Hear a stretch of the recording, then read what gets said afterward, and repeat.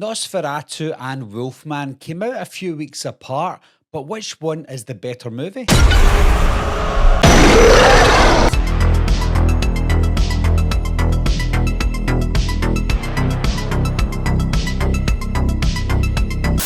Straight off the bat, we know that Nosferatu is a very highly considered movie because it has 4 nominations for the Academy Awards. Obviously, Wolfman came out in 2025, so we won't know if that's going to be nominated for anything until next year. However, I think the chances are it will be nominated for nothing because Wolfman didn't get good reviews from critics or audiences together, whereas Nosferatu, it got a lot of really good reviews from critics as well as the audience. I was late to the party with Nosferatu. I didn't see it at the cinema. I had to watch it when it came out on streaming. And to be honest, guys, I was completely underwhelmed. It was my most anticipated movie of 2024. I didn't get a chance to see it at the cinema in 2024 because it didn't come out here in the UK until 2025. So I didn't count it when it came to do my top movies of 2024 or my top horror movies of 2024. However, I assumed that had I seen it, it would have been in my top 10. But after watching the movie, it's nowhere near my top 10. It was one of my most underwhelming movies of 2024. Now, that doesn't mean I hated the film. I still think it was a good film. It was just very underwhelming. Now, when it comes to Wolfman, after seeing the reviews for Wolfman, I thought, this is going to be a bad movie. I went to see it and I was like, what are people complaining about? This movie was actually really good. So when I compare it to Nosferatu, in my eyes, I feel like Wolfman is a better movie. And here's why. If we start with the visuals and the cinematography, I think it's obvious that Nosferatu takes that crown because the visuals and the cinematography in that movie is what makes the movie bearable to watch because it is a slow burn film and I think you need something to keep yourself going. So the visuals and the cinematography were absolutely stunning, so we can't deny that those parts of Nosferatu were way better than Wolfman. When it comes to the acting, Nosferatu also takes that crown because the acting in it was phenomenal. I heard that some people were laughing about some of the accents in the movie and I thought, nah, that'll be fine.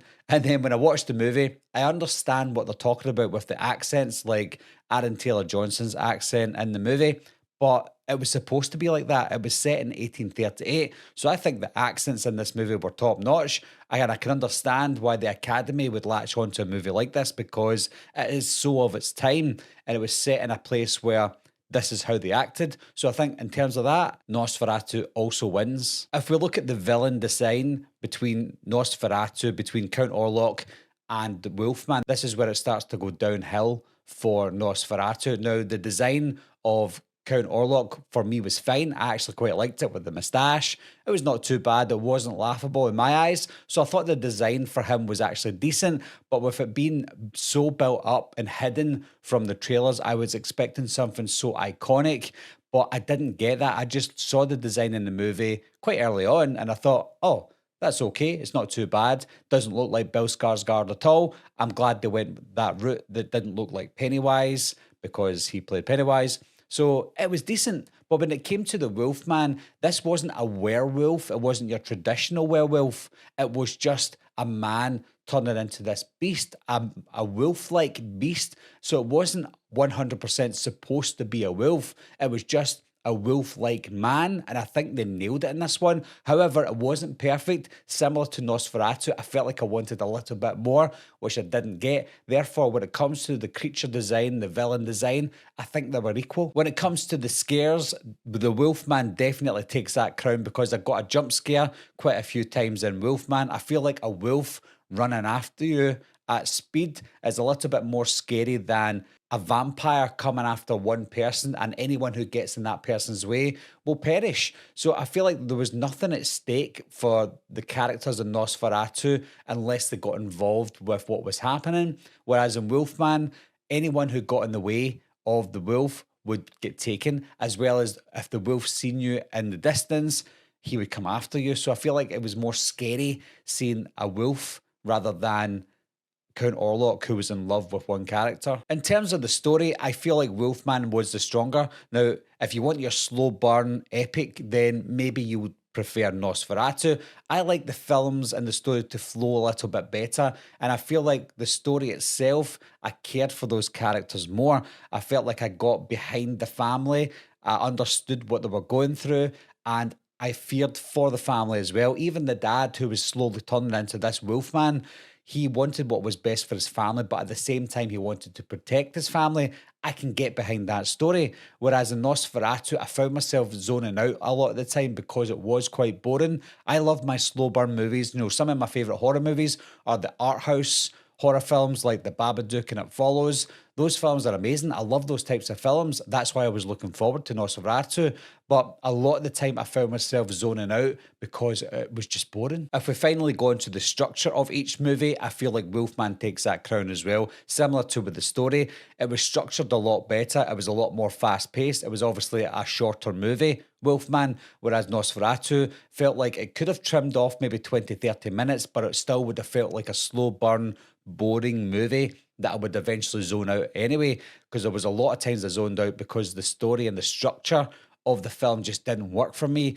There was too many times where it moved away from Count Olork. When it felt like it was getting a little bit interesting, it moved away from him for like 25 minutes or so, and then eventually went back to him. Whereas in Wolfman, it was non-stop. Yes, of course, there was moments where they were sitting talking, but you were still worried about the wolf outside and his slow transformation, how it's going to happen, when it's going to happen, when he's going to have to stop protecting this family and get out because he's a danger to them. So overall, guys, I feel like the strongest points between Wolfman and Nosferatu go to Wolfman for me, and therefore I feel like Wolfman is the better movie. Of course, the critics have panned it. Of course, it bombed at the box office, and audiences don't really like the film as much as they wanted to. Whereas I feel like it was the opposite for me. I enjoyed Wolfman more than I thought I would.